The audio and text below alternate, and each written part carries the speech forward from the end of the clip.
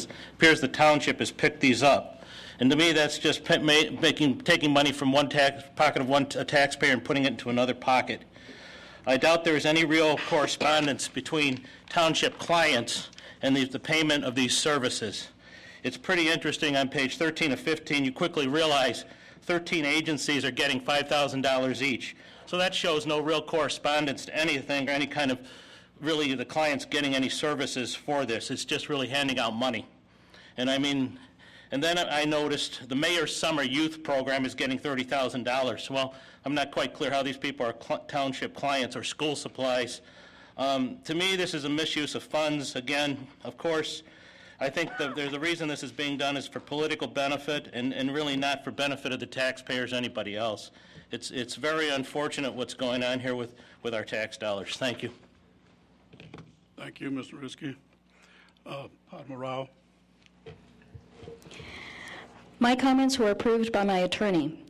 I submit that your conduct over the past few months and your latest attempt to rewrite the law with your so-called proposed rule changes could reasonably lead people to conclude that you seek to disenfranchise the electors and run the township with the same dictatorial limitations that you impose against taxpayers in the city. Limiting public comment violates Hansen v. Bennett, in which the court held that city council members were not immune when they removed citizens from a meeting for expressing controversial views during a public forum where citizens had always been allowed to speak freely. Your mayor is not a township trustee. Your packet's page 13 does not include your mayor in the list of trustees. The Township Code is strictly construed and limited to the powers enumerated therein. You cannot elevate your mayor and city manager to Township Board participation while excluding all other electors from equal involvement because the statute does not permit such an action. Thus, the Dillon Rule comes into play. Simply stated, if the statute is silent on a power, then that power is withheld by law and does not exist.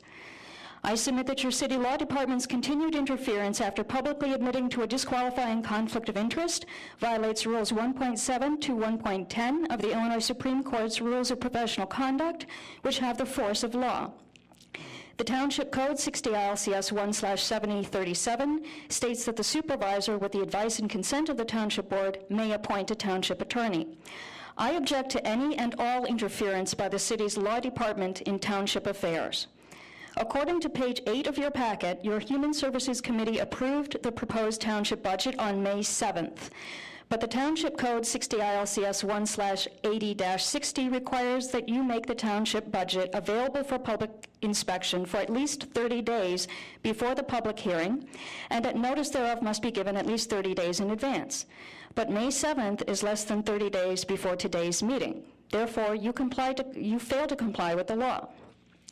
Page 49 of your packet states that the city is engaged in so-called informal intergovernmental cooperation with the township. Such an arrangement is legally in the nature of a contractual relationship. But the Public Officer Prohibited Activities Act, 50 ILCS 105/2 and 2.A respectively, forbid aldermen and township trustees from holding both elected offices where the city and township have such a contractual relationship.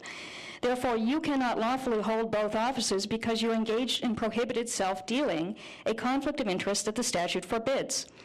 I submit that you should resign as township trustees pursuant to the Township Code 60 ILCS 1/1550 and allow the electors to vote for trustees who do not share your conflicts of interest and apparent desires to do away with the safety net for our neediest neighbors and to disenfranchise the electors. Thank you. Mr. Kevin O'Connor. Thank you, Honorable Township Clerk. I agree with everything Dr. Rao said. I see the City of Evanston and the City Council and the Township as two separate governmental units. The last little political stunt of having the city employees that are required to be here by your edict as employees of the City of Evanston and then come up and vote after the sheets were bought up last time was really illegal, and it was very, very disturbing. Now, I have to ask myself, are we in a dictatorship or a democracy? I quote 2.2, all matters relating to priority business shall be decided by the mayor without debate. She is not a trustee. The mayor shall preserve order and decorum and shall decide all questions of order. Will that be similar to turning off microphones like the late Mayor Daley I did? In the case of disturbance or disorderly conduct, the mayor shall have the power to remove the offenders, to clear the council chamber of all spectators, to suspend or adjourn the meeting. I was told at the last meeting she was discussing with Chief Eddington about how to get Dr. Rao away from the podium. You're violating First Amendment rights, and this, you're alleged to be progressives on this council. You're nothing but fake. Fake, fake, fake. And then they have the city manager and this nitwit we'll pay this lawyer our tax dollars. They have no standing for him to get involved or him to get involved, and we pay money to the township. And you're having them do your bidding so you can take the $1.5 million. You already run the township. It's part of your Evanston machine. I see the little smile, Madam Mayor, in that, and it's coming for you. This will end up in the court, and it's coming in ways that none of you can understand or will believe when it comes down the pike. I think it's shameful, and I have not been here, but the treatment of Dr. Rao, the treatment of the people that are electors in the township is shameful. You're running your own little banana republic here, and you need to stop. And you go around and you parade as alleged public servants. You're nothing but a bunch of phonies. And stand up. And the only guy that's got a spiritual journey that he made is Alderman Wilson. He's at least got some fiscal conservative. You guys all ran for election. You violated everything. And then we've got the longest serving alderman in that over there, the Queen, and she's sitting there and she takes no ownership. We're broke. You gave $2 million away for Trader Joe's. Shame on you. Are you smiling too? Do you like it? I'm coming. Thank you. Next speakers are Betty Esther, Sharon Eckersall, Patricia Vance, and Madeline Ducree. You're not speaking?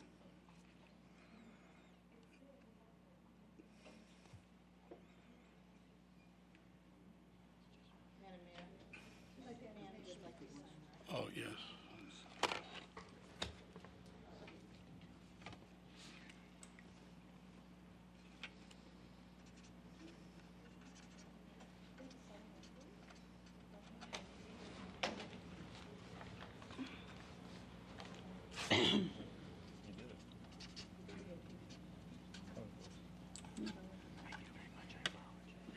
You'll be last one up. Ms. Esther? Okay, thank you. My name is Betty Esther. I stay at 2031 Church Street. I want to thank you for separating the township material from the city. It was very easy to read. Disturbing, but it was easy to read. In looking at what you have proposed and the thing that is being talked about tonight, it brings the question, what are we about? What are you trying to do with the township? Be honest and tell us, what do you want to do with it? Why do you want to resolve it? Why do you want to get away with the township? Just do it away with it. From what I've seen, don't know the reason and can't say why, although the referendum, the people in the town did vote for it to dissolve it. I wish to thank all of the Evanston residents and the residents of the different townships that wrote to their senators, to the 12 senators in the executive committee, to tell them not to pass the bill that our Senator Jeff Schoenberg put forth February the 1st to dissolve Evanston Township. It passed, it didn't pass. In the minute I'm saying, okay, it says it didn't get out of committee. Then I read, we want it for the next step, which he probably should ask, but why not just drop it? The city manager, Wally, is asking what's next. Should we go to the state in 2013? And I'm like, why are we going to spend more money to a lobby on an issue that is never going to pass because of the people from the downstate? On March the 5th, Senator Schoenberg told you here at the Rules Committee that he didn't think that it would get out of committee, and it probably would never pass. And what you want to do to get rid of the program here in Evanston will cause a disaster to a lot of the other townships here in Illinois. So I ask, why are we moving forward? We wanted, the people here said they wanted, but the senators, the people that has the right to change the law, saw it and says, no, we don't think this needs to be changed. So we have to live with it. And then it brings questions and a lot of things where people don't want to go, and lots of people are there and say, is it because the people that are doing this, yes, they are poor and they need this, but then you have to run there. Okay, it's poor, then what is the other? Is it race or what?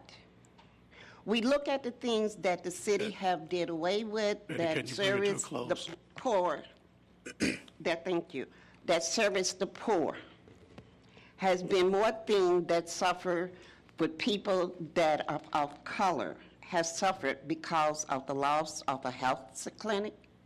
Now you're trying to take away their other means of assistance for those that have no other.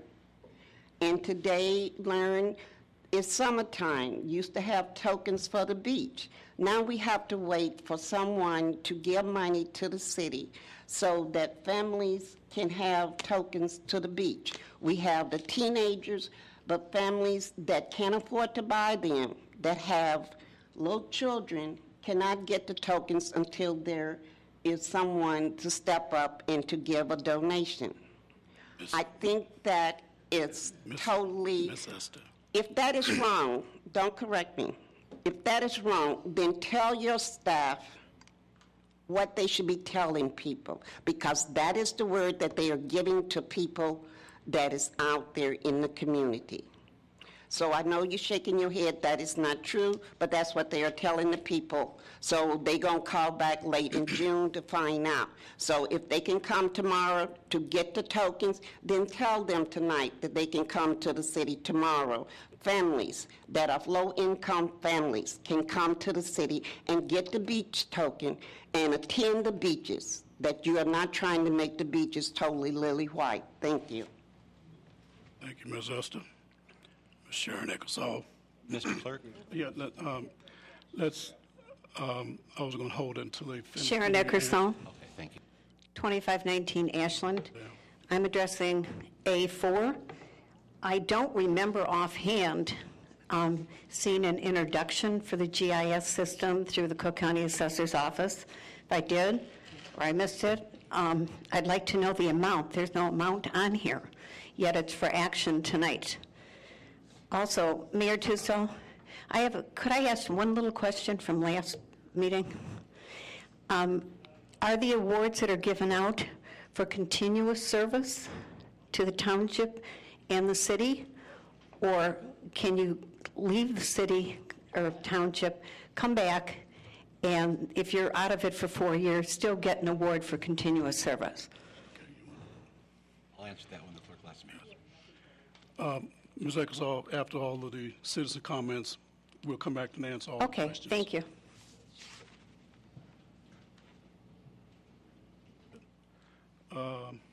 Madeline Dupree, and also Eric Lieberman.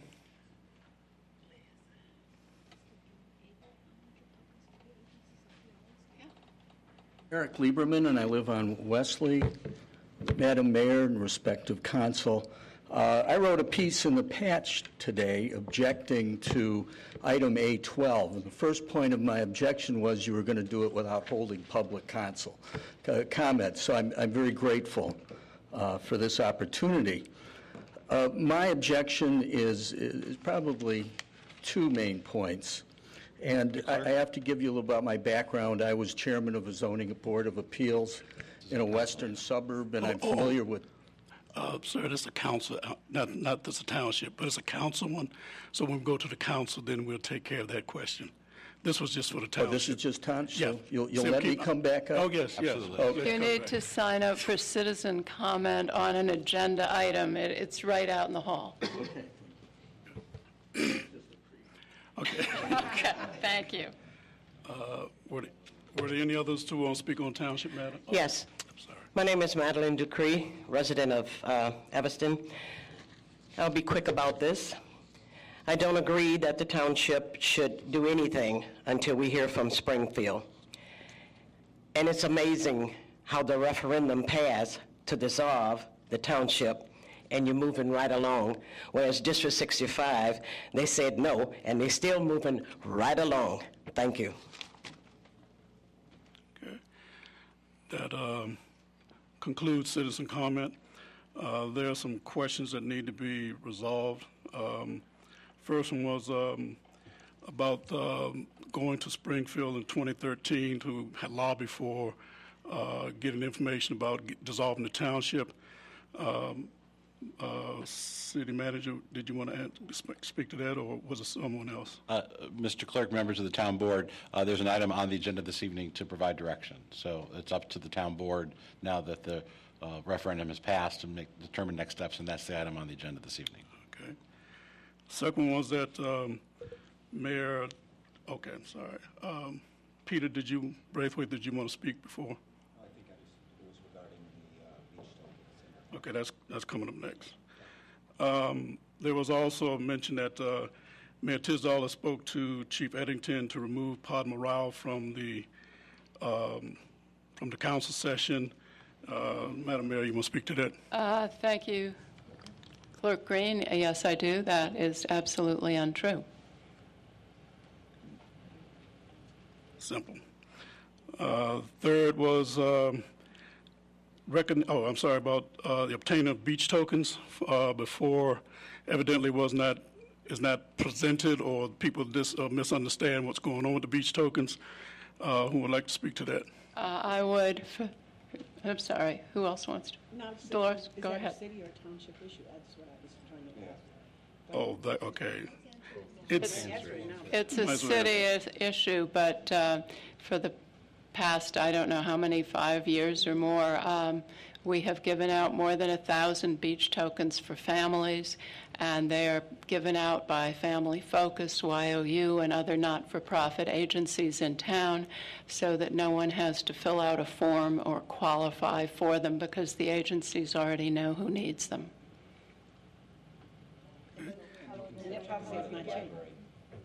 At the library are the tokens for teenagers, but the YOU, Family Focus, and other agencies have the tokens for families. And they have them right now. And they have them now, I believe so, City Manager. Yes, and Mr. Gaynor is here. If individuals would like those locations, they can call 311, and we can let them know where those organizations are. But I believe, Madam Mayor, you mentioned YOU, Family Focus, Salvation Army, YMCA, Rise. so that people can call 311. And in addition, as we started last summer, teens can go to the Teen Loft at the Evanston Public Library and get a card which allows them access to the beach. Thank you. Trustee Rainey. Well, because it sounds like, nobody's more connected than Betty Esther. For people not to know what to do, how do they get them? Do you go to Family Focus and say, excuse me, I need a beach token for my family? I mean, what's the deal? And if I may, Mr. Clerk, Madam Mayor, we have longstanding relationships with each of these organizations. I believe each of them do something a little differently, but they make it known to those individuals that frequent the organization that the tokens have come in and they're available. However, if individuals who are not part of a program of Family Focus or the Y come to them and make that request, and I think they need to share some additional information with that organization. The reason we use the organizations is that they're generally familiar with income requirements with the folks that they're already working with. So again, we would encourage people to call 311 or go right to those organizations, and we're not aware of any problems. And Mr. Gaynor, if Ms. Esther's still here, which is, maybe you could ask her some specific questions as to who she spoke with, so if there is a breakdown in communication, we can fix that. The third concern was, and I'm not sure if this is township business at all, but I guess it's referring to the recognition for years of service to the city. I thought maybe the township was also included in that, in the recognition program. And Mr. Clerk, members of the town board, that was a city issue, and it was for years of service. It just does not necessarily have to be consecutive. Okay. Okay, so if it needs to be answered again, it'll be during the council session, but. I'd be glad to return my certificate. Okay. Okay. There are no other questions. We move on to number 3 on the item agenda, which is fiscal year 2012-2013 budget for the township. Ms. Vance, did you want to speak towards that? I just want to move approval. Okay. It's been moved and approved for the budget for 2012-2013 for the township. All those in favor? Oh, wait, no, it's a money matter.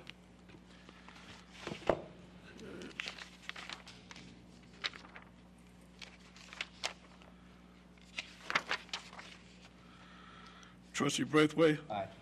Trustee Wynn? Aye. Trustee Wilson? Aye. Trustee Holmes? Aye. Trustee Tindem? Aye. Trustee Grover?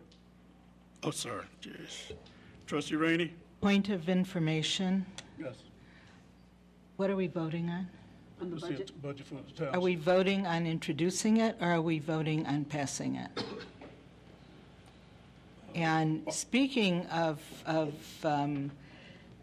being transparent, when did we have the conversation or debate on the budget for the township? Did I miss that? I know it was moved from the Human Services Committee meeting to the council. I thought it was on the last agenda. I might be wrong. But I was here, and I don't recall a discussion or debate on the items on the township agenda. So, having said that, I'm voting no. Alderman Burris? No. Alderman Fisk? That's 6-3, 4, 3 against. 5-3. That's right, 5-3, sorry. It passes. And Mr. Clerk, I believe this will be for introduction. For introduction? Oh, that's different. Never mind. You want to change your vote? Yes, absolutely. The 3 who said no want to I was change? going to say, because Judy, you're on Human Services. Okay, so it's 7-1? 7-2. Oh, so it's, okay, the 2 of you came back. Okay. 6-2. So who are the 2 who voted against? It's only one. It's only Burris and Went. Braithwaite. No. Burris and Went. She's changed. It's only one. I'm telling you. It's a 7-1 vote. If you listen to me, Okay. count real well. 7-1. It passes for introduction. Okay. Number 4 is next steps, and that's next steps into moving towards dissolving of the township. And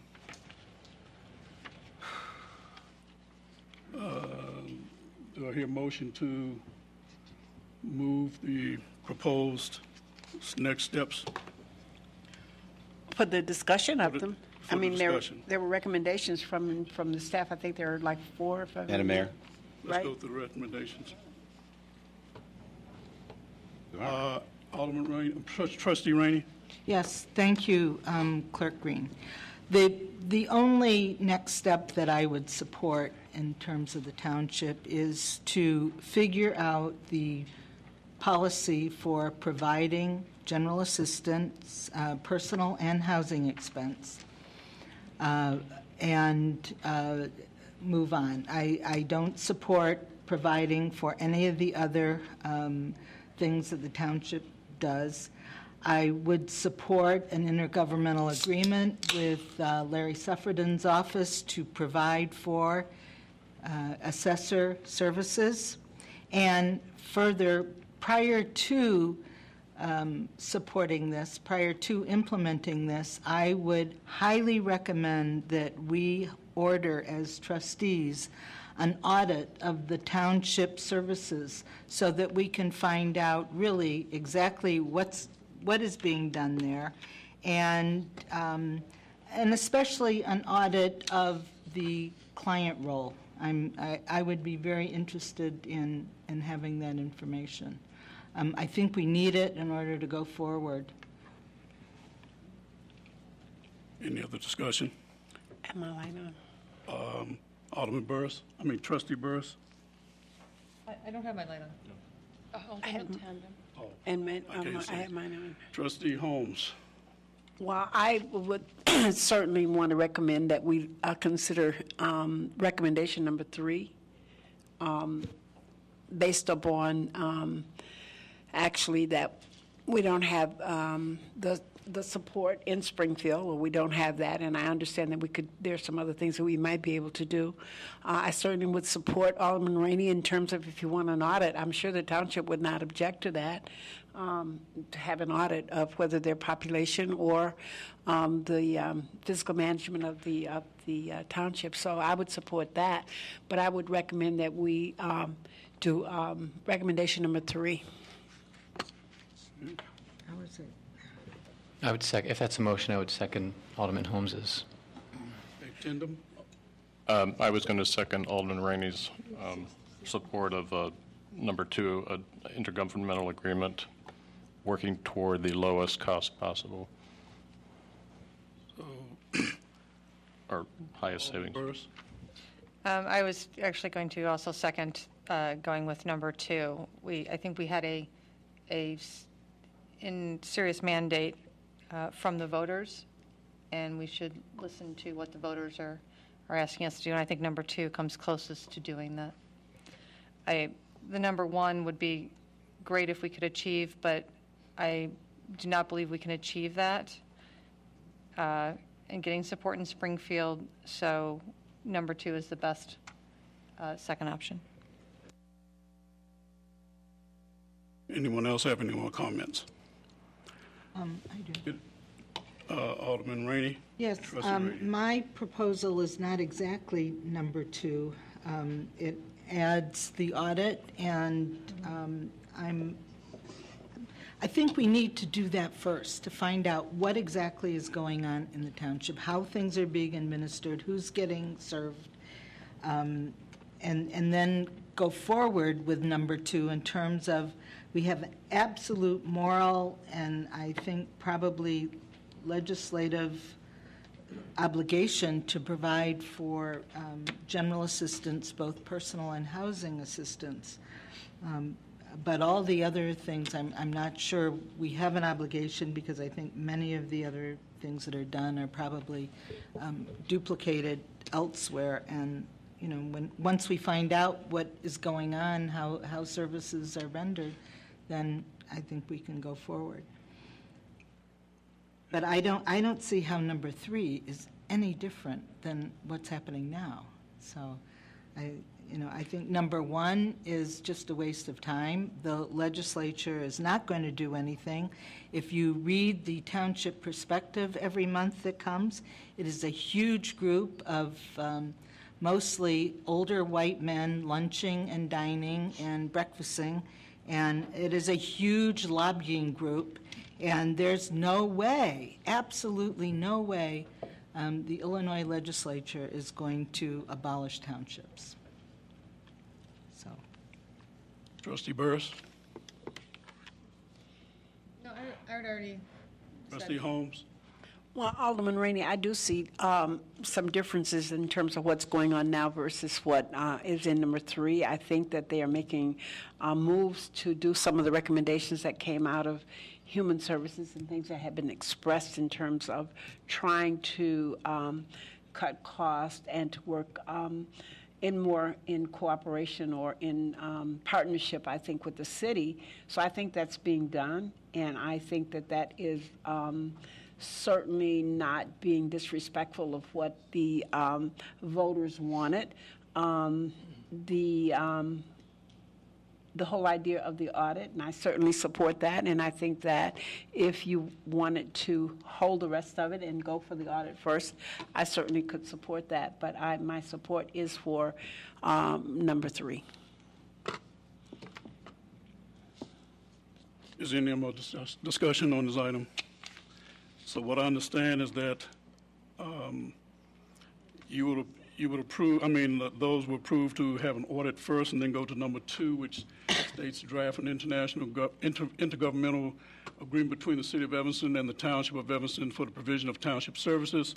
Staff could be directed to develop an agreement between the township and the city for the provision of township services. This could include the general assistance program as well as property assistance services. The township would no longer have any appointed staff, and all services would be provided as determined by the city. This approach would allow for maximum savings in regard to all overhead costs. In addition to the township board, such an intergovernmental agreement would likely also need to be approved by the township supervisor pursuant to Illinois township law. Does everybody agree with that? No, I don't. Okay, let's take if we're going to take a vote on it, that's why I'm doing number 3. So, no, I don't agree with that.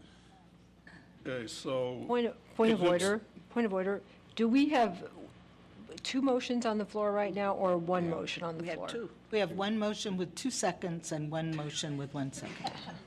So we really have 1 motion with... So I win. I beg to disagree with that. I don't agree with that, Alderman Rainey. You don't win this one. Could we clarify which motion is on the floor first? The first motion was on the floor is to accept everything as it is. Then there was amendment to have... No amendments. I don't believe... then there was... Well, Alderman Rainey mentioned that she should have an audit before we go to any other steps. So I would consider that as an amendment to the original proposal. Mr. Clerk, I'm begging to differ with you as well. Alderman Rainey did not move. She said that she suggested. I then suggested, and I believe Alderman Wilson said that if I would put that in the form of a motion, he would second it. So actually, my motion got on the floor first. Call the question on Alderman Holmes's motion. Sorry, Don. Restate your motion, please. My motion is the recommendation from staff for number 3, which is to continue informal intergovernmental cooperation between the City of Evanston and the Township of Evanston. And then there's some other that goes with it, but that's number 3, basically. Okay, the motion's on the floor to go for number 3, as Trustee Holmes has mentioned. This is talking about this money involved? No. All those in favor signify by saying aye. Aye. Opposed? No. Okay, let me see a show of hands, please. All those in favor signify by raising your right hand. 1, 2, 3. All those opposed? 1, 2, 3, 4, 5. It fails. Can I have the second suggestion? Mr. Clerk, I move a form of number 2, providing, with the end result being to provide general assistance, housing and personal services, an intergovernmental agreement with Commissioner Suffredin's office for assessor services, and preceding all of this, an audit of services being provided and client intake services being provided by the township, so that the city can see going forward what it is that we need to provide, if more than general assistance, personal and housing services. Second.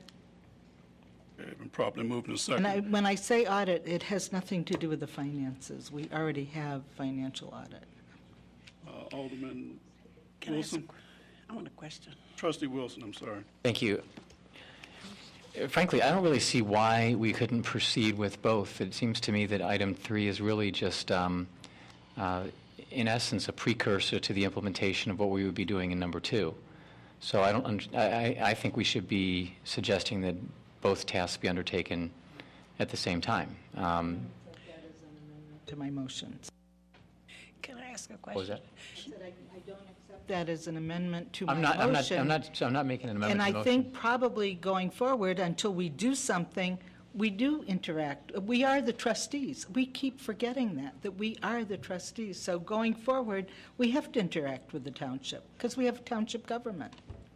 These are my comments, okay? I'm making a comment that I think, in my opinion, and you can disagree with that, we should, the township and the city should be doing the things that are set forth in number 3, even if we're doing the intergovernmental agreement. That should be something that's being done on an ongoing basis. And those are all steps that are in furtherance of implementation of number 2. That's my I just have opinion. a point of information. Alderman Holmes. Point of Trustee information. In terms of number 2, the last paragraph that says this approach would allow for maximum savings. Last paragraph. In addition to the township board, we would need, in order to proceed, we would need approval by the township supervisor pursuant to Illinois law. And I just wondered, have we discussed this with the township supervisor? I just don't. I don't even know what the law is. I think somebody should discuss the law with us also. Well, you're probably right, but I'm thinking now. I agree with you. I have no idea what that means. I don't either. So I think before we vote on something, we ought to know what it means. And has the township supervisor been Because if the township advised? supervisor has total control over whether we move forward with number 2, it seems like a waste to even have it on there. Well, that's my question. Or I should say Trustee Braithwaite. Yeah, I have the same question regarding the sentences. The township would no longer have appointed staff and all services would be provided as determined by the city. I guess I don't feel comfortable with this option, just given the fact that we haven't heard from Springfield and given the fact that this would state that we would essentially do away with the whole township staff. That's right. So there's no timeline, there's no plan in place behind this, so I don't understand how any of us could support this. Trustee Rainey. That's why we need an audit, because I believe that most of us really don't know how the township functions. I know we know that people get assistance and, their electricity turned on and things like that, but there's a lot of people working over there, and I think it would be important to find out what the responsibilities and obligations are and how the township is administered. So let's find out. It will be worth the few $1,000s that it takes to get that. Okay. Since the township supervisor is here, would you like to make a comment on the township law concerning this matter? Point of order, Mr. Clerk. I would like to hear from the person who said we have an issue with the legislature, and Mr. Farrar could maybe explain it better. Ms. Farrar. Madam Mayor, Mr. Clerk, Township Trustees, with respect to the state of the law, touching upon some of the information that's been provided to you in the past regarding the discussion on this issue, there's a number of statutes in play. There's a number of different provisions of the Township Code. It's really kind of the chicken or the egg issue here in terms of the policy direction to staff, whether an IGA, an intergovernmental agreement, is thought to be necessary with the township and the township supervisor really drives the parameters of what that IGA would be. It's impossible at this point in time to really lay out all of the possible issues that could relate to the IGA, the funding mechanisms, the parameters, without knowing if that is the policy direction that the town board wishes to seek. It's an issue that would certainly require an in-depth study relative to the township code, the assessor's code, and the general assistance portion of the public aid code. So frankly, at this point in time, it's not possible to clearly lay out and delineate every issue point that could relate to a possible IGA. Trustee Holmes. Alderman Rainey, would you withdraw your motion and then put forth the motion for the audit? Because I think that until we do that, I think you're correct, and that we just delay then or hold these suggestions until we know exactly what it is that those of us who want to know what the township is doing. I was thinking about doing that if it would move this along, because that way we would get information, then we can revisit these 3 items. Absolutely. I accept that. Does my seconder, who seconded? Okay, so the motion, Is that what they're doing? the motion has been rescinded. We will go ahead and. You second my motion, didn't you? Colleen Yeah. was first. Pardon me? Colleen was first. Well, you're second, okay. My second I second. agrees. It's been moved. Okay, it's been moved to rescind. And second. And it's second. All those in favor signify by saying aye. Aye. Opposed? Nay. 7-1. I It restate it. passes. It will be taken back for discussion and more research and May- bring back to the. May I restate my motion now? Restate, please. Thank you, Mr. Clerk. I move that prior to proceeding with the options for considering abolishing the township or other items 1 through 4, that we agree to conduct a service audit at the township to determine the degree of services provided. Second. Been properly moved and second to perform a audit of the township's services, and then upon that, we'll move on from there. Mr. Bobkowitz? Yes, may I ask a question? Yes. Trustee Rainey, is it your intent that the city manager be charged with finding a firm to do the audit, come back to the township board? Yes, I'm sure there are lots of them. Yes, So please. if yeah. this motion were to pass, then I It'll would be a take purchase, right. a direction to Yes. find a firm and come back to the township board with Absolutely. a contract to perform such an audit. Absolutely. Thank you. Thank you. Just for point of information again, City Manager, will that be done in conjunction or at least in concert with the township supervisor in some kind of way? I would hope she would cooperate, absolutely. Absolutely. I mean, they all would have to, I mean, it would be an interactive I just thing. want to make sure that we know that. And that's the hope, yeah. So it's moved and second to move with the audit first, and to go from that point, directing the city manager to engage in a organization to do the audit for us and then bring it back to the council, correct? For the trustees. The trustees. All in favor, signify by saying aye. Aye. Opposed? It passes. City manager, you now have your direction to get an audit. Thank you. Okay. Move adjournment. Move adjourned. We did all that. Adoption of new rules for township. Just a minute. Yeah, we just went through the referendum, but we did not cover consideration of adopting new rules for the town board.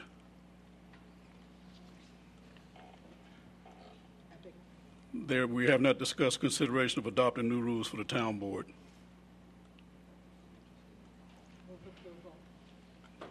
Second. It's going to be moved and second to accept the proposal for consideration of adopting new rules for the town board. Question, Alderman Wilson? One quick question, for point of order for lay people in the audience, which is me. And you said this is a township board meeting. Haven't seen the rules and how it's supposed to be conducted and what. If we are the electors and we can't, the voters are the electors and they can do a petition like Mary did and call for a meeting. Now you're finna set a rules where you conduct, how you are conducting this meeting. Shouldn't we, the electors, be able to vote or look at this before you do that? Because we are, we elect who the moderator is and all the other stuff, so should not the voters have a chance to say something on this? Okay.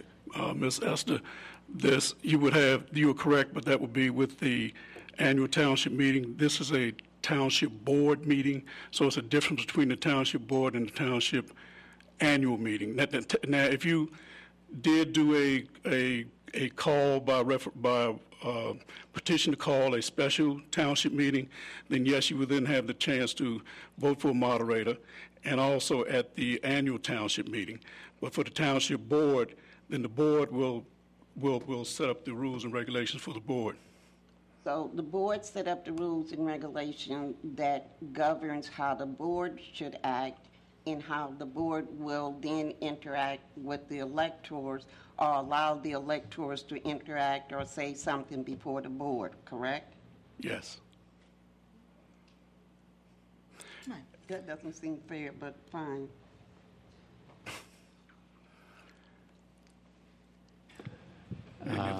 Any other comments? Just the mayor has always been a trustee, right? No? All right. I'm not seeing. Is the mayor a trustee? Yes. Okay.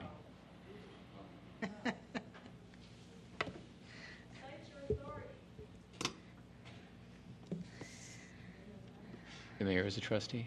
Correct. It is my legal opinion that she is. Okay. In a concurrent form of government, city council sitting as the town board, the mayor may act as a trustee, have concurrent powers as provided for under the applicable statutes. And that has been past practice in the past, although it's not necessarily been coming up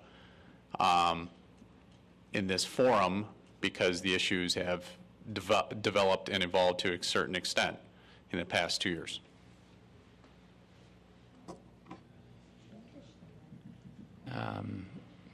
Well, I'll just say this. I haven't had an opportunity to adequately prepare, how I want to vote on these rules. It seems like there's a pretty good bit of new information on here, and I'd prefer to wait on voting on this as far as I'm concerned. Well, it's irrelevant to the audit. I move to hold this one. Second. There's no such thing in the town. That's I didn't think, but it sounded good. Because there are no town board rules. Right. You move to table. Can I ask? Trustee I Rainey. move to table this item until the next meeting. I just don't feel like I have enough information or background on the proposed rule changes. So did you call on me? Yes, it did. So that we don't have this same conversation at the next board meeting of the trustees, could we get some idea of the issues that are presenting themselves and a response from the city attorney or the township, our council? Alderman Wilson? I'm sorry. I was asking a question of you, so that. Can we find out what the issues are? Well, for example, some people seem to think that the mayor is a trustee. Some people think that the mayor is not a trustee. Okay, so we need to resolve that. So we need to clarify that. I understand what the legal opinion is.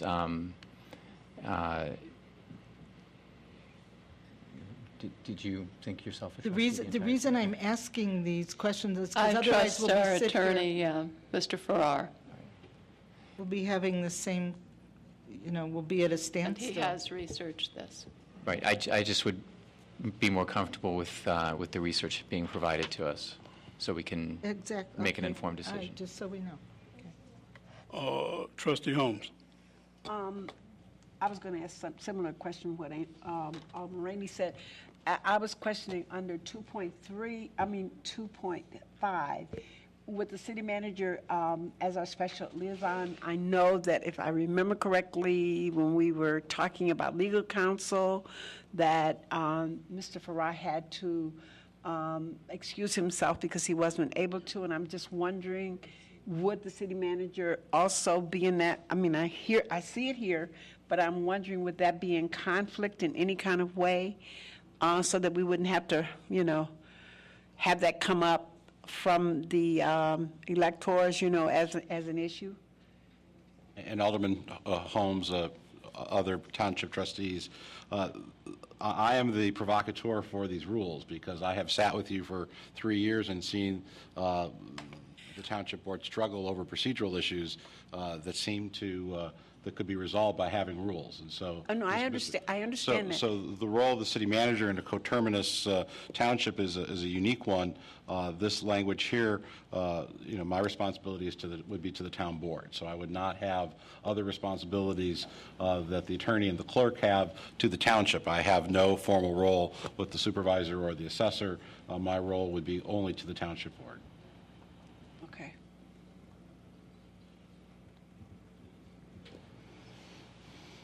Trustee Burris. And forgive me for not knowing this off the top of my head. When is the next township meeting? Do we have anything on the books yet? There's an annual meeting. No, one of the regular meetings. These are meetings. no regular meetings. Right, so we can call it whenever. That's what I'm asking, right? So the reason I'm asking is, can we just put a date to have all the questions submitted versus going through these rules now, as Trustee Rainey suggested, and then we have a date where we're going to reconvene so we can have these all in order? This seems to make more sense than trying to go through piecemeal and give Mr. Farrar enough time in order to prepare questions. Hopefully that would be helpful. Can we get agreement on putting these all in writing versus going piecemeal and trying to get questions tonight? Alderman Rainey. Trustee Rainey. Never mind. I'm sorry. My light was just on. Mr. Clerk, members of the Township Board, the City Council's next regular meeting is in 2 weeks on the 11th of June. Perhaps what we could do, the township budget, as long as it's adopted by the end of June, we're fine. So perhaps if we had the next township meeting with the City Council meeting on June the 25th, that would give Mr. Farrar ample time to deal with any questions. So we would have the next township meeting on Monday, June 25th. That would be a 2-item agenda, the second reading and adoption of the ordinance approving the annual township budget, and then any questions and further discussion with these proposed rules. Trustee Holmes. I had just a lot of questions because I want to make sure I'm clear about this.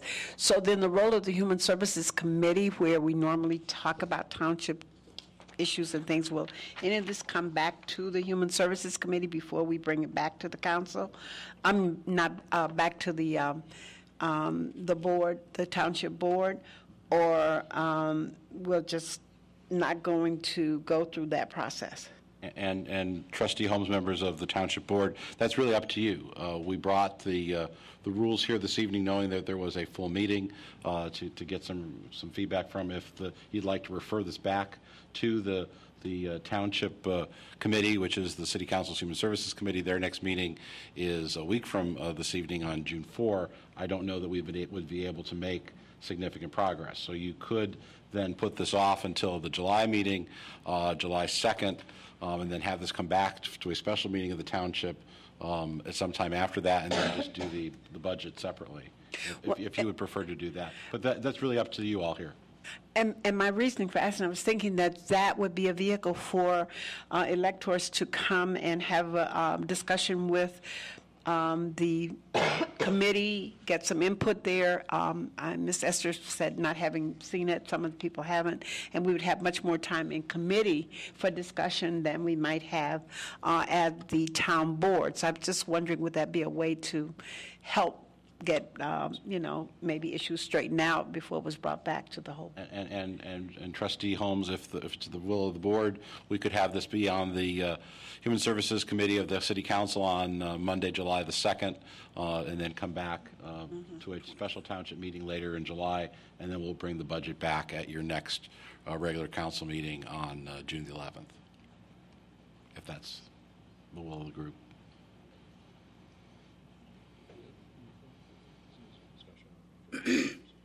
Any more? I was trying to talk to another human services person just to make sure that I'm just not out here all by myself. But I was just thinking that it would be good to take it back to human services and then bring it back to the board. So 5 of us are on the committee and 4 of us are here. Is that right? Right. Yeah. So if we can agree. Yeah. No? Yes. Yeah, then I would move that as a motion. Second. I'll second. Okay, so it's been moved and second to take the proposed rules back to the Human Services Committee, and then from there bring the report back to the Board of Trustees. All right. All those in favor signify by saying aye. Aye. Opposed? That's 8-1. It goes back to committee. 7-1, sorry. Okay. I think we have covered everything. I think that's all that we deal. So on our next township meeting or township board meeting will be I understand, the 25th? Mr. Clerk would propose bringing this back for a second reading on the budget on June the 11th. June 11th. And then the rules would come to the Township Committee or the Human Services Committee, also known as the Human Services Committee of the City Council, on July the 2nd. Okay. All right. Okay, is there Trustee Burris? I don't think we decided on a date to have all the questions in by for the city attorney. Do we pick a date to have I think for the if questions? 2 weeks is sufficient. The 2 weeks. So, I just want to make sure that give him enough time to answer the questions. So if you would have that, Trustee Burris, members of the town board, on the Friday, June the 8th, I think that would be plenty of time, Mr. Farrar, for a meeting on July the 2nd.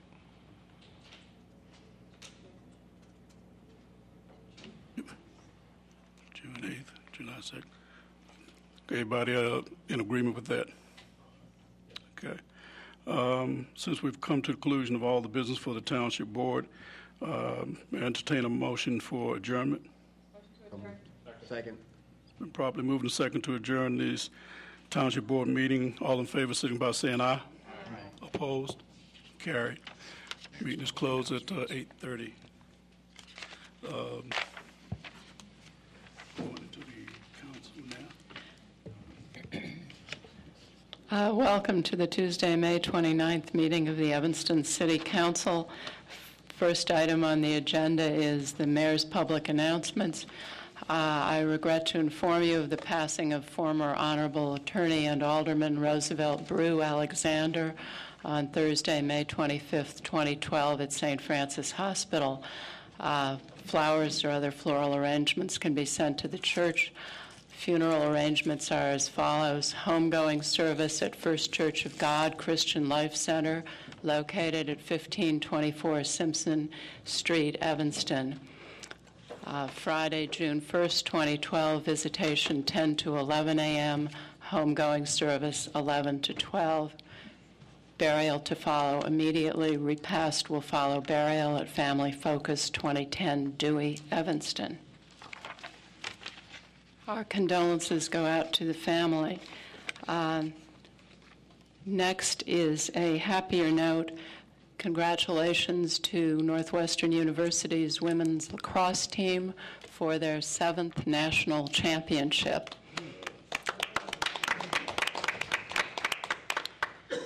I guess, City Manager, we will have to change the sign that we put up last year. We will indeed. And my last announcement is, Mr. Gaynor, it's also good news. The Memorial Day ceremony at Fountain Square was wonderful, but we need more chairs. The audience is getting bigger and bigger, so next year, more chairs. City Manager, do you have announcements? Yes, Madam Mayor, I do. Members of the City Council, good evening. Marty Lyons, our Chief Financial Officer, Assistant City Manager, is here with a recognition from the Government Finance Officers Association. Good evening, Madam Mayor, members of Council, Clerk Green, Manager Bobkowitz.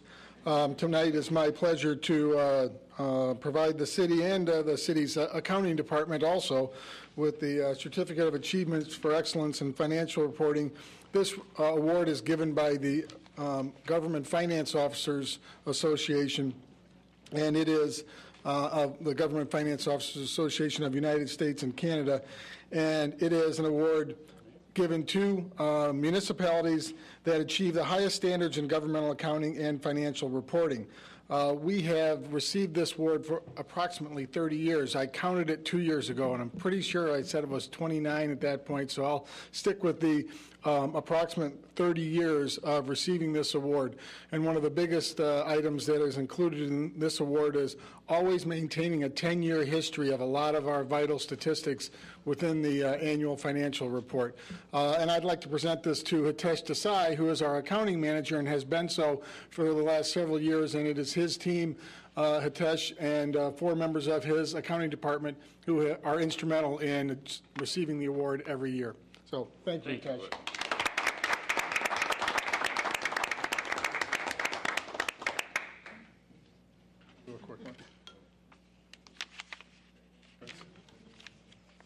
And Madam Mayor, members of the council, one additional item. So as some of you may know, Evanston Community Media Center is finally in the process of moving from their facility on Hartree to our service center. They now have a slide up on our channel indicating that the channel will be down for the next week or so as they make the move. Unfortunately, when that slide was made, it did not indicate that the City Council meeting this evening would still be shown live, which it currently is. We will be able to play it back, we hope, at some point on the weekend. We're not sure that we will have the ability to televise live the Rules Committee and the Human Services Committee next week. We will record it and replay it. Their hope is that by the end of this week, and certainly no later than the beginning of next week, the transition of the connection to the cable system will be moved from their current facility on Hartree to the new facility at the Service Center, which will allow them to resume regular programming. So we will let the press know about these changes. People can see the meeting live tonight. It will be up on YouTube tomorrow, and we hope to have the replay schedule beginning either at this weekend or the first part of next week. Thank you, Madam Mayor. Thank you. City Clerk, do you have communications? No communications, Madam Mayor. Thank you. Next item on the agenda is citizen comment. I'll call the first 4 speakers. Would you please give your name and address? And each speaker has 3 minutes. Junad Rizki, DeKel Fonda, John Bushnell, and Kevin O'Connor.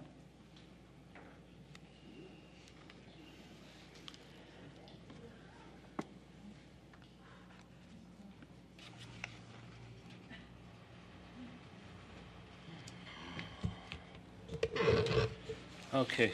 One first item, since Wally mentioned the move of the Community Media Center, I'd like to know if the city resolved the issue of the handicap access to the second floor. They can answer that after I speak if you'd like. First item on the agenda, though, is the employee compensation study. I believe this is a waste of money, $28,000, another study, really, for just to increase salaries here. This reminds me of what we were going to do with the water rates a while back. We're going to just raise them anyway, so what's the point? $28,000 wasted. The TIF, this is another item tonight. One council member suggested no increment, no use of the funds. I wish I could believe that, but I suspect there's going to be some shifting of money here or borrowing of money to give rather than use the money from the increment. So I'd like the council tonight to consider passing this ordinance, if they pass this, with a clause in this that no increment comes, there'll be no spending. That is, the city will not come up with some scheme to take money from another fund or do something different. And then there was another statement. This goes back 2 council meetings, unfortunately, because I wasn't here. The mayor made a statement about 1 blade of grass being sold under the lighthouse at the park. As I listen to this, I'm concerned of a sale of land, of course, and I believe when you look at this whole issue, to me, the council didn't even consider the zoning issue, of course, in the 01.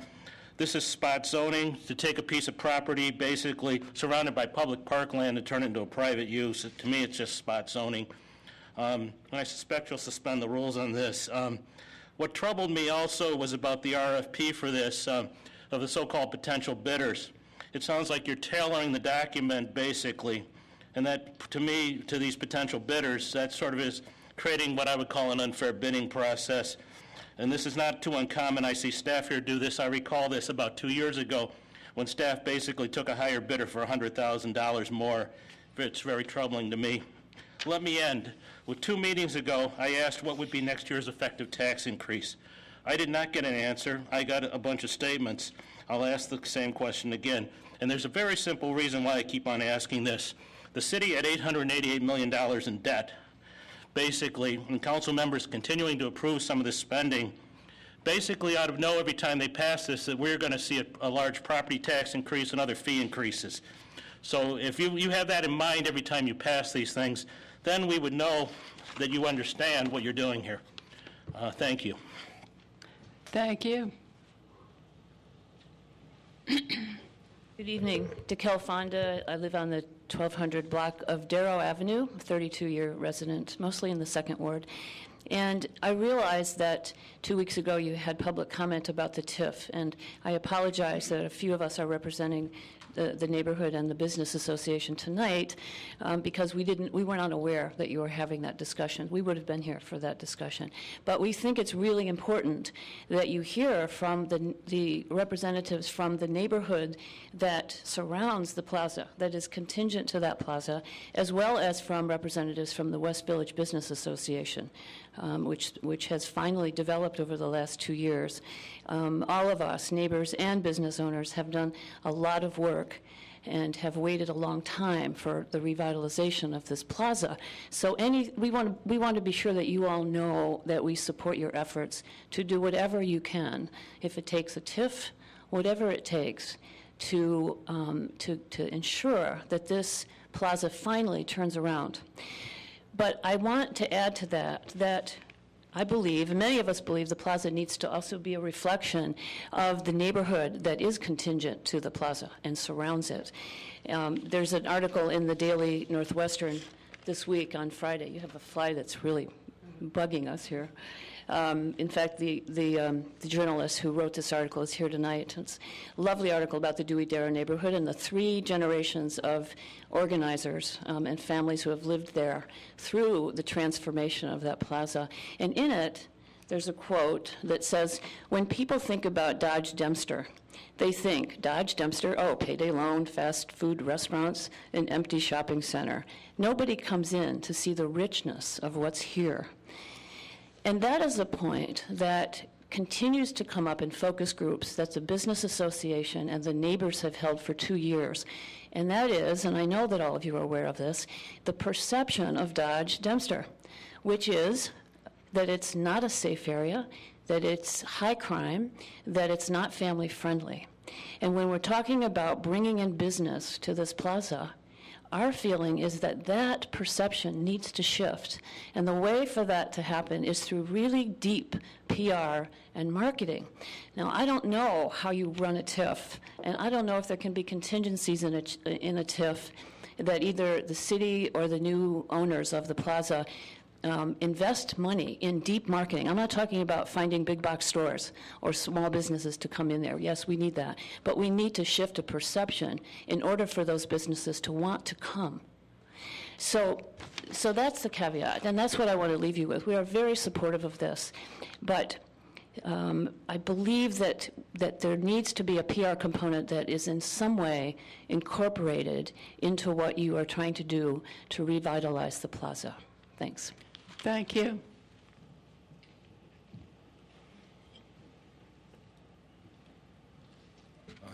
John Bushnell, 1805 Crane Street. I want to second everything that DeKel just said, but turn it around. That is, the neighborhood suffers if we have a blighted shopping center right on our border. And that creates a bad impression not just for our neighborhood and the other neighborhoods around the center. A lot of people are impacted by that, but I think by the city as a whole. Dempster is probably the primary artery into the city. The Dempster-Dodge intersection may be the busiest, certainly one of the busiest intersections in the city. This is a piece of Evanston that probably more people see than almost any other. And anything that we can do to create not just an improved shopping experience for the neighbors, but to create a more sightly, more prosperous economic enterprise in this neighborhood would be good, not just for us, but for the city as a whole. So I very strongly, and my neighbors very strongly, support a TIF for the shopping center. Thank you. Thank you.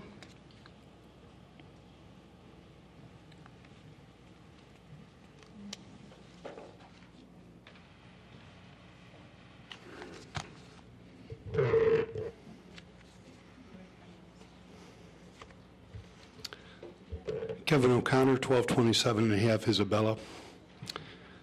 I'd like to see a fiscal audit, hopefully forensic, of the city of Evanston, as long as we're going to have an audit of the township. TIFs. I am not anti-TIF. The first TIF in Evanston should have been on the west side. It should be in a blighted area.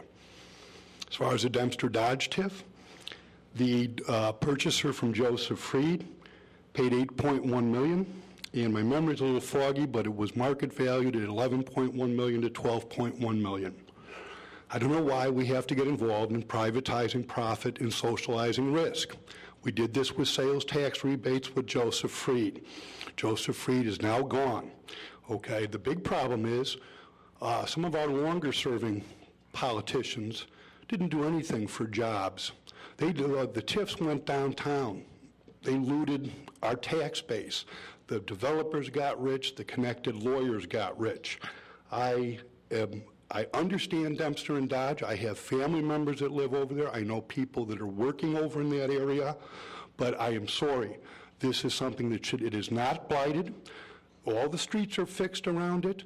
The money goes to that developer to do whatever, and it increases his profit. As for the people that just spoke, I think they'd like to see PR, and if you look at page 259 of the packet, it talks a lot of verbiage about how we should help the surrounding area.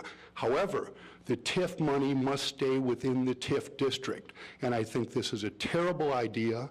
I think we are a broke and bankrupt city. That increment that's going to stay there for 23 years, just like the other ones, we're not going to get any healthier, and it will result in you having to raise our property taxes, more fees, more parking tickets, more everything in that.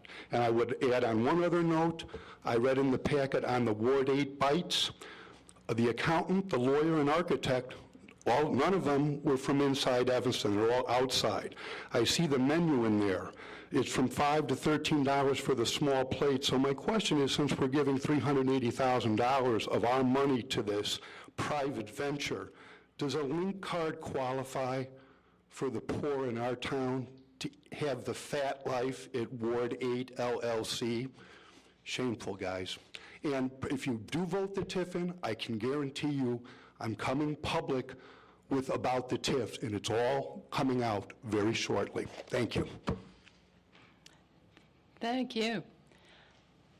The next speakers are Nikolai Larbustier, my apologies, Sharon Eckersall, Eric Lieberman, you know who you are, and Eric M. Poters. Go ahead. Larbustier, thank you. I'm here to talk about P1 zoning relief for 2627 Lincolnwood Drive. That's where I live. I've lived there for 11 years now with my family of 5. Our oldest is now 11, entering middle school, and we're growing. We'd like to stay in the neighborhood. We like our neighbors. We think our neighbors like us. And we just like to have our house keep up with our family. So we appreciate your consideration on this. Thank you. Thank you. Sharon? Oh, okay. Eric, you're on.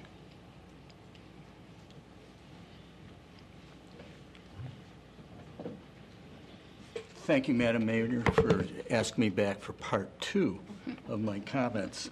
I want to echo a little of what Mr. O'Connor described, but I have some particular concerns.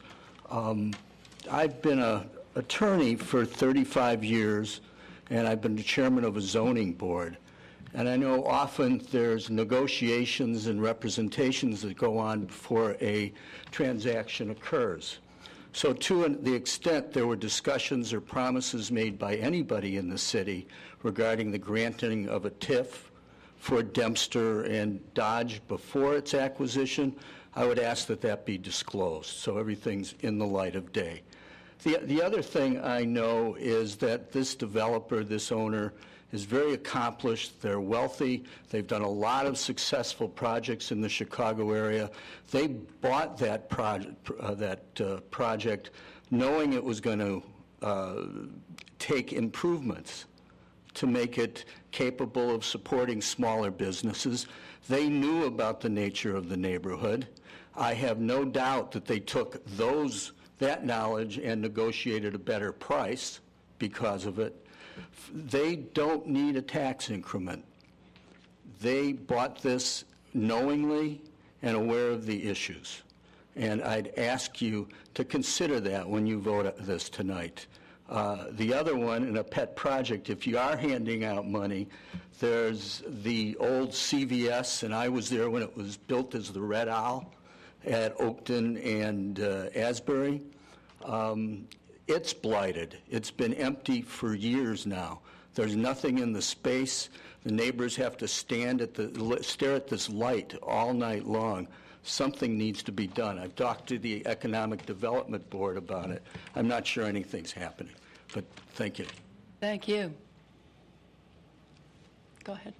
Hi, my name is Eric Potter, 7940 Foster Street. This is the second time I'm speaking this evening, Mrs. Mayor, and I addressed the Administration and Public Works Committee with more facts. I'm going to make it nice, short, and sweet. I went to, laid out, had a good time at Lighthouse Beach this morning. Well, I arrived at 10:20, and I was basically asked to leave because I didn't pay an admission fee. The facts have been stated. Information has been given to your attorney. I'd like to get a response in writing. I think my rights were violated. And I think that the way that everything was handled today was wrong. I was intimidated on a public beach by a public employee for approximately 10 minutes. And one of your supervisors, who's not here right now, can attest to that because I was on a telephone with him. I think using intimidation to try to make a simple $8 with somebody who didn't have the time, which was myself, to take a little document, which I've done for the last 3 years as a non-resident and paid, and abided by your laws, to be thrown off a beach was wrong. So hopefully your administration can look into this and can be remedied. But again, I would like this in writing, and I'd like a public apology. Thank you. Well, I gather Mr. Farrar has heard your concerns. It's the first thing I said, yes. Right. Thank you. Then he will respond. Next is Padma Rayo, BK Rayo, and Betty Esther.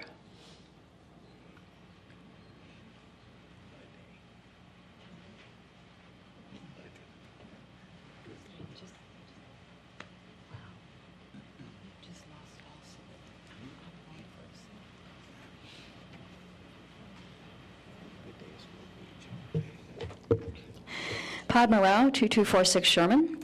My comments were approved by my attorney. We condemn this council's vote at Kendall to kill over 24 mature trees and endanger pedestrians with an alley that dumps traffic onto the narrowest street. The Evanston Patch reported that your first ward member assured the developer's lawyer that your vote would be pushed through no matter what taxpayers say. When you voted with no discussion, you ignored the taxpayers' concerns as well as the city code's tree protection and traffic safety requirements. At your April 10th meeting, your first ward member said she held more closed-door meetings with the developer. Your mayor, your lawyer, and your 8th and 7th ward members interrupted and interfered with our public comments. Your mayor even cut off the microphone while we were speaking. I submit that your conduct in the Kendall matter creates the appearance of a cover-up of serious wrongdoing. Well, the Kendall matter has been closed. It is not closed. You are still having meetings and discussions about it. No, if you're still talking about it, and your first ward member said she was still having closed-door meetings with the developer as recently as April 10th, it is indeed before this council. It's been ruled on. It's not. Just because you say so and make conclusionary statements doesn't change the fact that this city sent me legal notice defining me as an affected property owner and giving me the right to speak.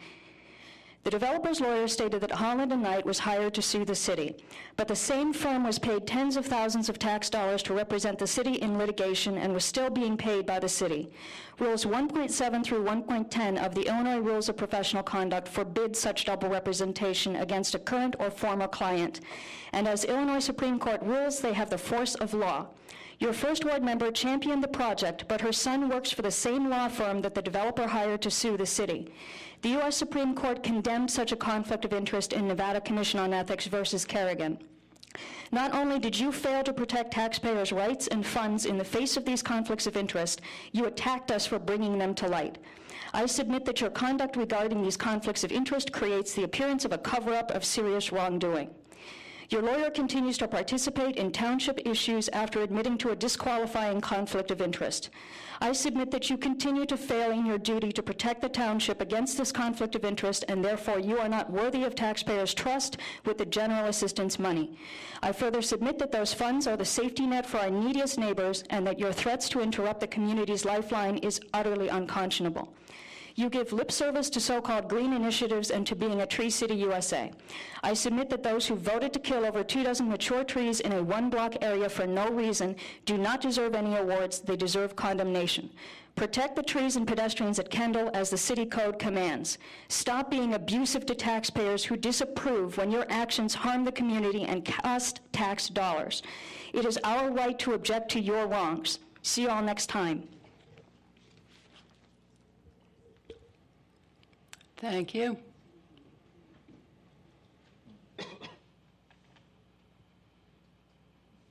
B.K. Rao, 2246 Sherman. My comments were approved by my attorney. We oppose this council scandal property resolution because it involves killing many mature trees that are witnesses to our rich history. Your resolution also involves a dangerous alley plan that dumps traffic into a tiny coal-packed street. The Evanston patch reported that your first ward member assured the developer's lawyer that your resolution will be pushed through no matter what taxpayers say. At your April 10th meeting, your first ward member said that she was still having closed-door meetings with the developer. When your member and the developer are still discussing this issue, don't tell me that this council no longer has jurisdiction. I submit that you have no legitimate reason to silence all discussion about Kendall. The developer's lawyer threatened to sue the city using the law firm Holland and Knight.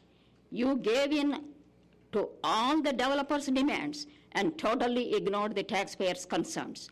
You failed to address the issue of double representation by Holland and Knight, which collected large sums of tax dollars for representing the city. I submit that your attacks against us for asking about this conflict of interest makes it appear that you ignored taxpayers' interests because your first ward member's son works for the same law firm, which in itself would be another conflict of interest. During my walks, many people that came issue, as and you told know, me has been decided that they by the strongly Ethics disapprove Committee. of your mayor's attempts to silence us and your 8th ward member's attacks against us for raising concerns about your actions affecting taxpayers and tax dollars. They said that they were outraged that your mayor cut off the microphone during our public comment, and they characterized such conduct as a reprehensible abuse of power. They told me that public officials who trample on taxpayers' free speech rights are a disgrace to the public office. Then they told me to keep up the good work and keep speaking about Kendall. Protect the trees and pedestrians at Kendall as the city code requires. Fulfill your duties to the taxpayers as your oath of office requires. Let taxpayers speak as the Constitution requires. I will be back. Thank you, Betty Esther. Hi. My name is Betty Esther. I stay at 2031 Church Street. At the April 23rd meeting, and the two speakers that have spoke before, there was quite a confusion and everything. But from the podium, there was a statement that someone called the meeting, we should adjourn this meeting. And everybody said yes. Y'all got up, left, and walked over there. Alderman Rainey stayed at the post, and Madeline got up and talked about free speech, and then Alderman Rainey said, well, I will read the consent agenda. Then y'all came back.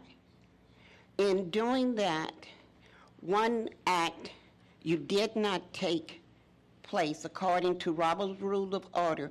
Once you adjourn the meeting is adjourned. If you want to go back into that meeting, you have to call to reconvene the committee meeting. That did not happen, and nobody mentioned it, and I wasn't at the next meeting, and then I forgot, and I do apologize because I was going to tell Mr. Barkowitz this so he could rectify it so everything would be okay. But it didn't happen, so that meeting that took place after the adjournment was an illegal council meeting because you had adjourned the council meeting according to the rules. Thank you, Ms. Esther. No, well, we didn't adjourn. I've been asked to explain we recessed rather than adjourned.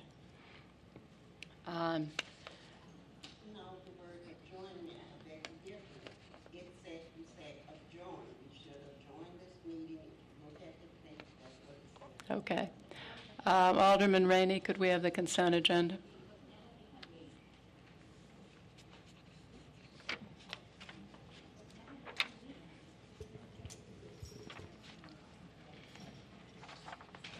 Thank you, Madam Mayor. First item on the consent agenda is approval of minutes of the meeting of April 16, the regular meeting. Approval of the regular council meeting of May 14, 2012. Under Administration and Public Works Committee, the committee met tonight and recommends you approve the payroll through May 6 in the amount of $2,502,402.48.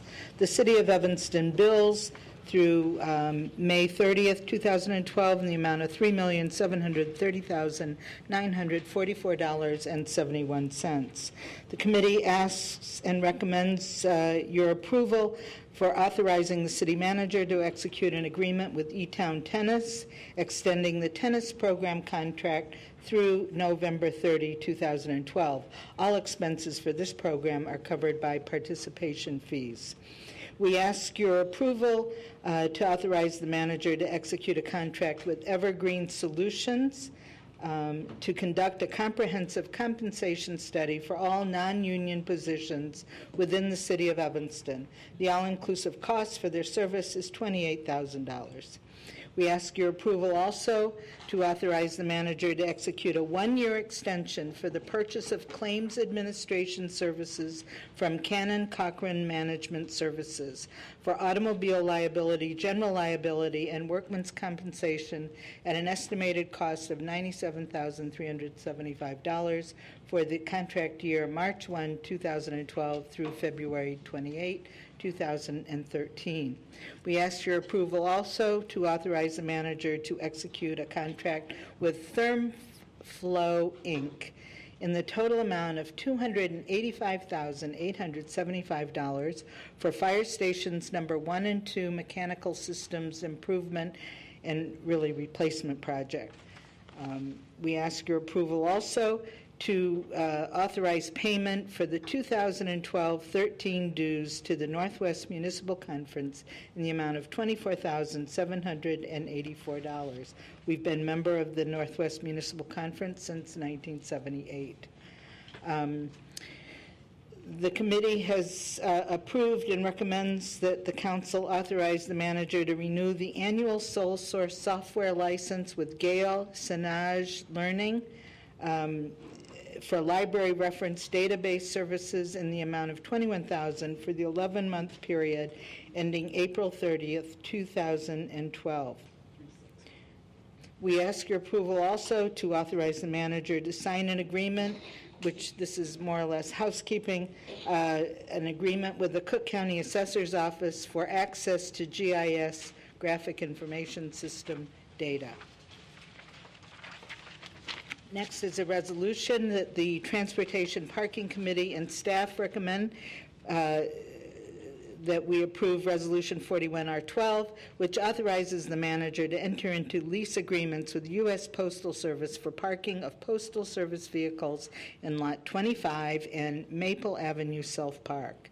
The Transportation and Parking Committee and staff also recommend that the City Council approve Ordinance 50-012, which amends Title 10, Motor Vehicles and Traffic, Chapter 11, Traffic Schedules, Section 8, Prohibited Parking at All Times, Schedule 8A of the City Code, to add Lincoln Street, south side of Sheridan Road, east to Campus Drive. This is a security measure for the Water Department. This is for introduction.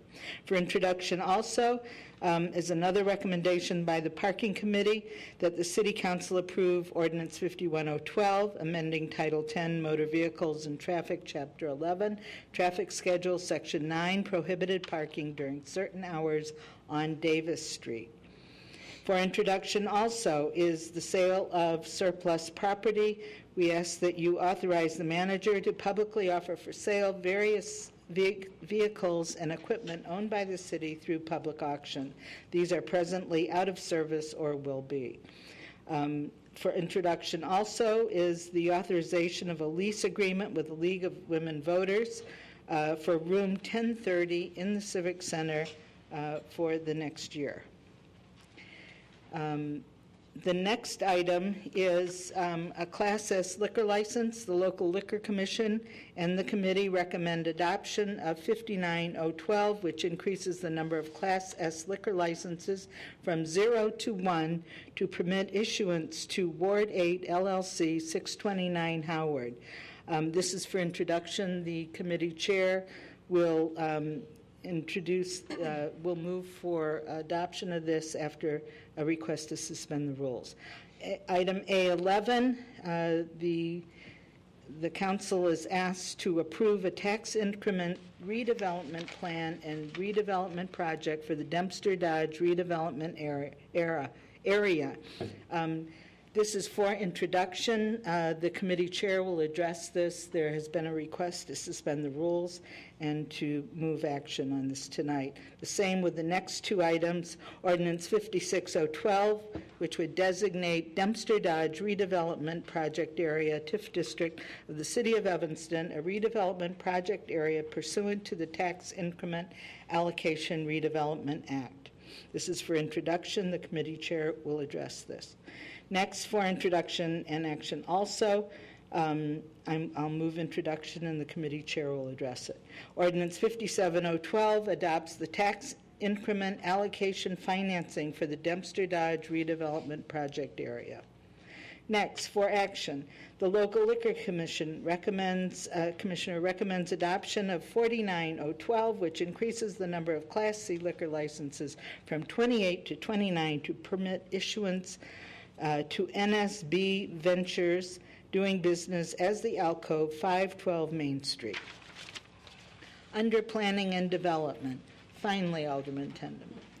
This is Ordinance 48-012. We ask your approval for the adoption of this ordinance, which grants major zoning relief to rebuild an attached garage as livable space, establish one open parking space in the front yard, and construct a two-story addition with a rear yard setback of 14 feet, 0.7 inches, where 30 is required, at 2627 Lincolnwood Drive.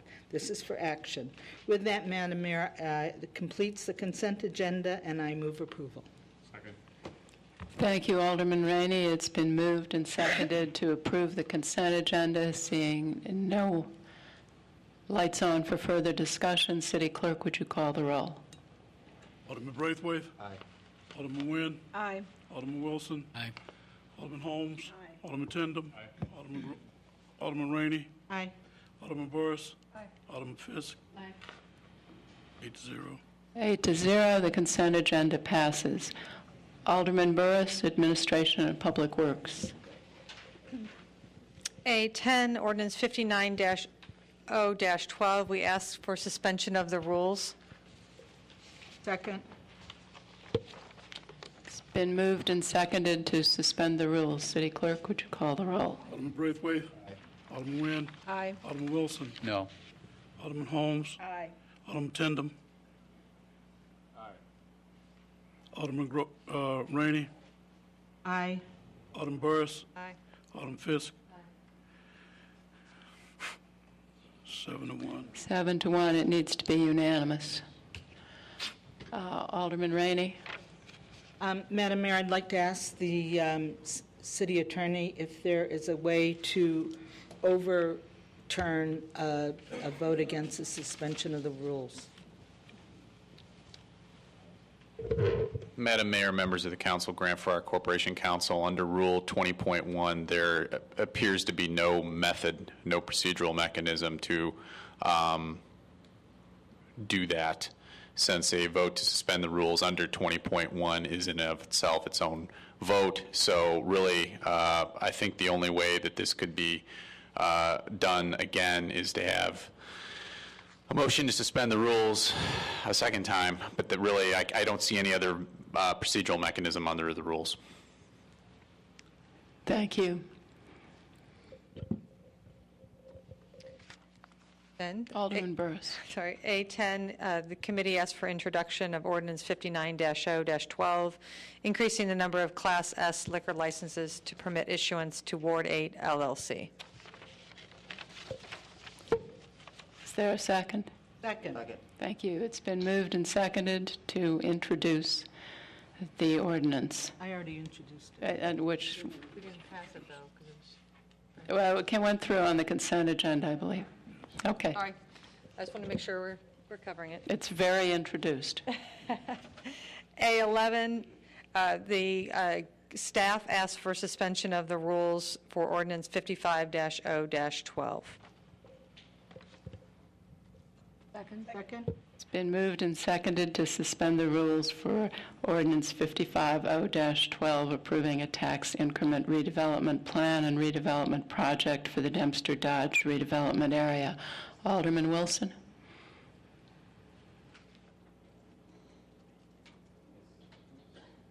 Two things I wanted to point out. Well, first of all, some of the press had run some Point comment. of order. Yeah. Point of order. Is suspension of the rules a debatable motion? City Attorney.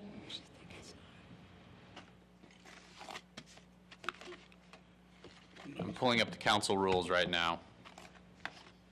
Didn't bring it with me, but it's not a debatable. If you'll give me a moment.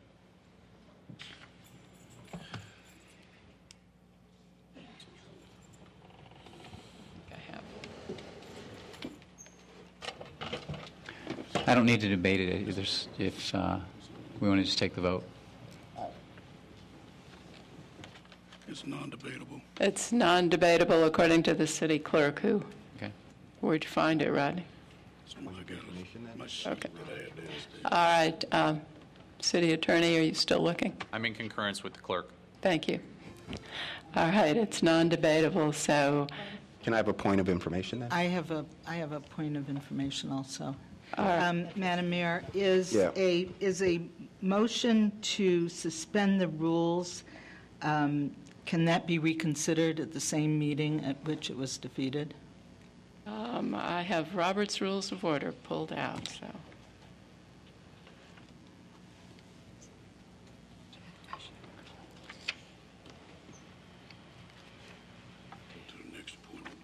All right. While I'm looking it up, Alderman Braithwaite. If we could have an explanation from staff, if for whatever reason this doesn't pass and we delay, what are the implications towards the TIF budget? No, That's debatable. That's debating the motion. And we're not on that motion. We can't do that. I'd like to reconsider the prior vote. You know, we might as well just get to the issue, so. I move that we reconsider the first motion to suspend the rules. That would be ordinance 59-012. Is that correct? Is that the one? Alderman Wilson? Sure. Okay. No, wait a minute. Which one are we talking about? Are you on the TIF one? I'm on the TIF one. Okay. 55012.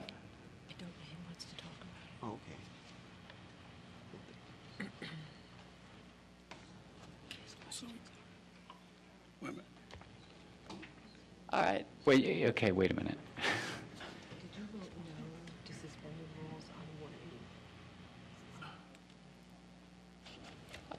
Okay. Alderman Braithwaite? Because I made a can mistake. address the Right, so introduction. I want to reconsider on 10, because I made a mistake. You want to reconsider Right. on A10? Correct. Because you made a mistake. I made a mistake. All right. It's the ruling So of the... I'm moving to reconsider on A10 because I made an error. Well, I'm not sure that it's allowed. Wait a minute, Second. Okay, it's been moved and seconded. I don't think you can do that. Mr. Farrar, can we reconsider? Because the prevailing. Council Rule 22.1 provides reconsideration on any vote to approve a purchase, contract, bond sale, zoning variation, or special use. So if we're, Like it's included. well, this is more in the nature of granting a license under the code. It was a vote on the suspension of the rules. Point of information. It's I a believe the question of alderman- suspending the rules, and I made an error, so I want to the alderman- change my vote. Yes, the alderman has realized that he voted in error. Okay, well, with that explanation, that's different. Okay. Thank you. Alderman Rainey, did you still wish to speak? No, I mean, on what? I don't know, your light was on. Oh, it was just...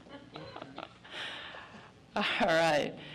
It's been moved and seconded. Do it again? Yes. All right. A10, let's just be a do-over. The committee asked for suspension of rules of ordinance 59-0-12, increasing the number of Class S liquor licenses to permit issuance to Ward 8 LLC. Second. It's been moved and seconded. City Clerk, would you call the roll? This is to suspend the rules. To suspend the rules. Alderman Braithwaite. Yes. Alderman Nguyen. Alderman Wilson. Aye. Alderman Holmes. Aye. Alderman Tindem. Aye. Alderman Rainey. Aye. Alderman Burris. Aye. Alderman Fisk. 8-0. 8-0, the rules are suspended. Alderman Burris? The committee asked for your approval of ordinance 59-0-12, increasing the number of Class S liquor licenses to permit issuance to Ward 8 LLC. Second. Thank you. Alderman Rainey?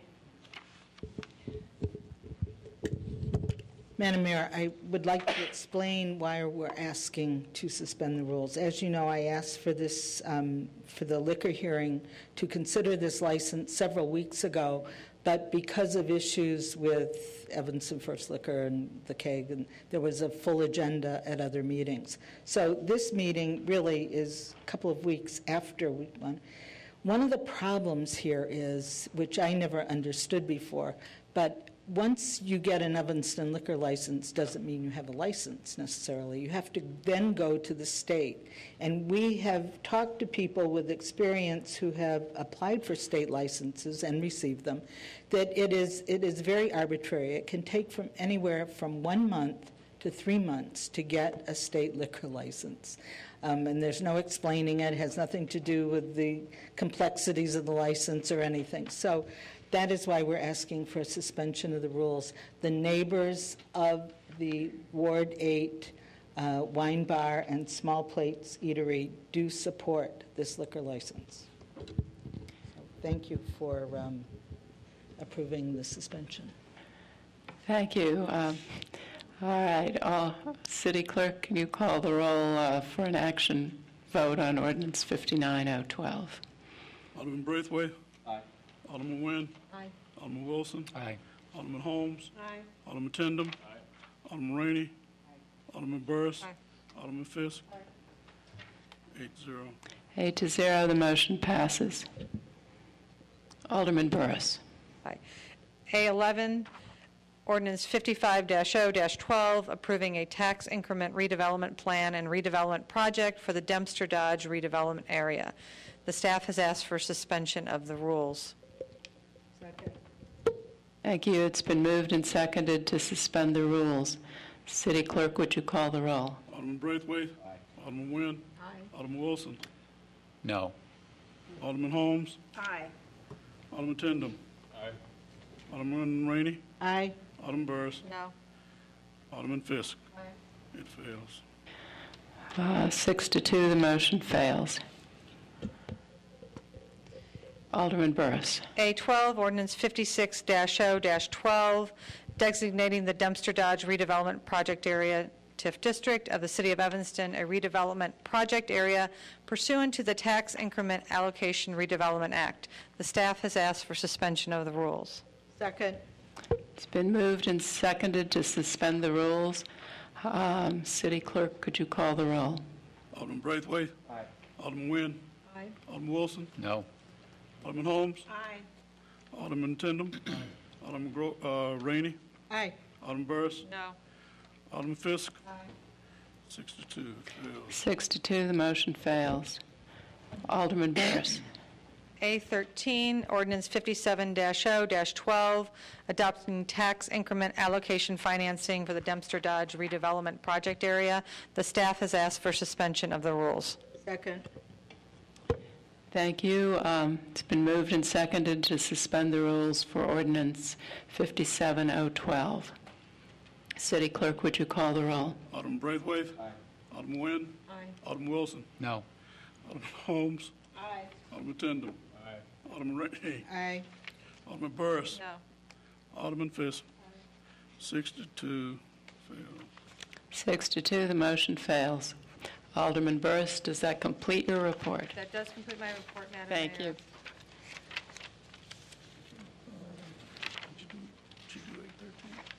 A13, yes. That one, we just did. All right, next we are at call of the wards. Alderman Braithwaite.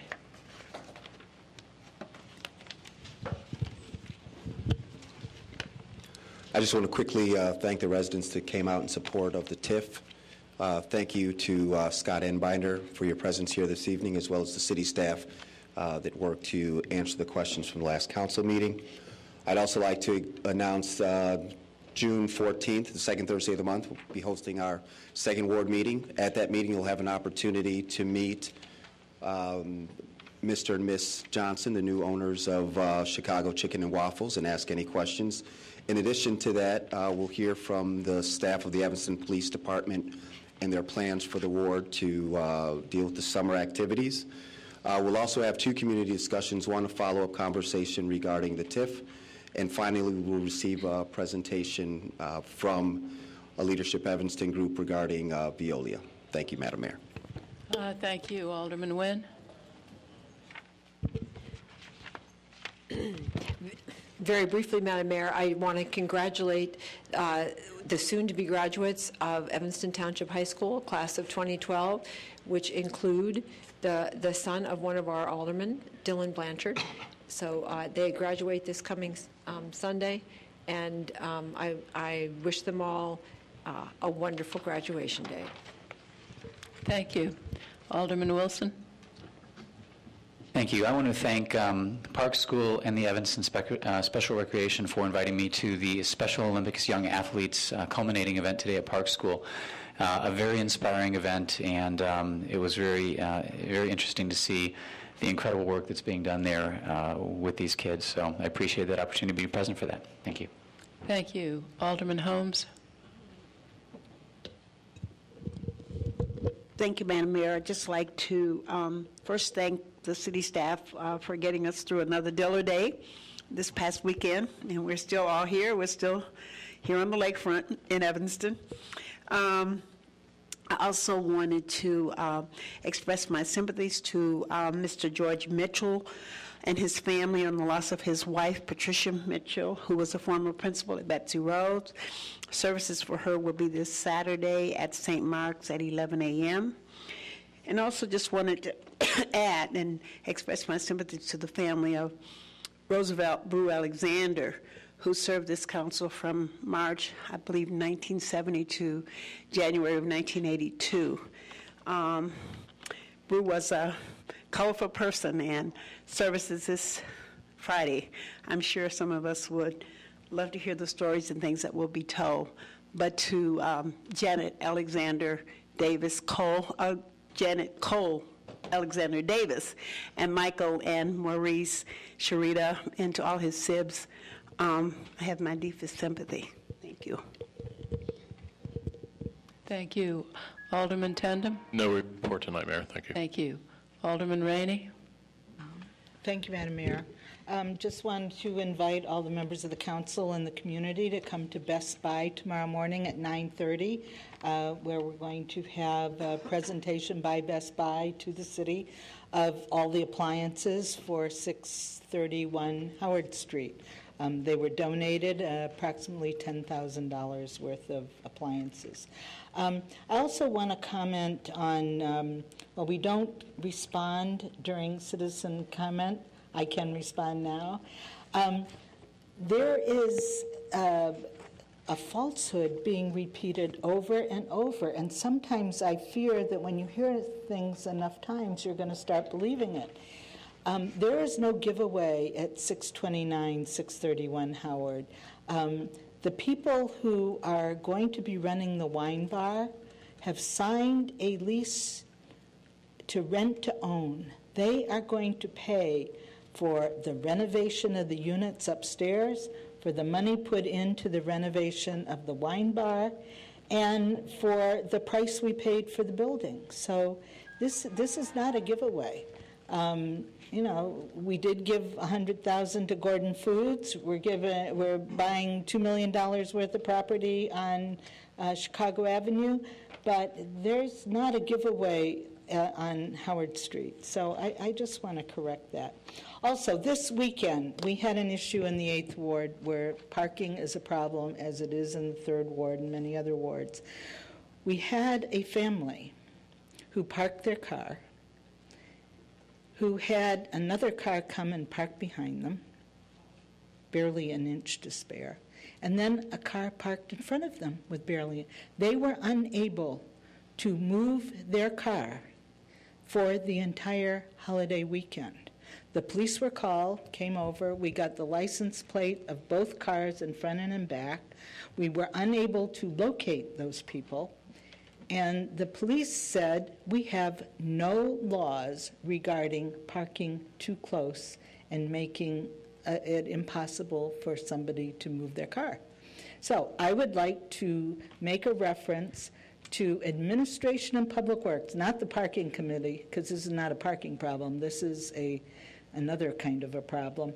I would like to make a reference to the Administration and Public Works to amend the city code to include a provision that I'm not sure if we want to make it illegal to park too close, but to give the police the authority to make a decision to move one of the cars blocking in the car that cannot move. So that's what I want to do. Thank you. Thank you. Alderman Burris. Thank you. First, I'd like to express my sympathy to the family of Corinne Passage, who passed away 2 weeks ago. A wonderfully lovely person, and we're sad to see her no longer with us. I am also sad to report that last week on May 24th, Jessica, an 8-year-old Oakton school student, was hit by a car at Barton and Oakton. Jessica was taken to St. Francis Hospital with a broken collarbone.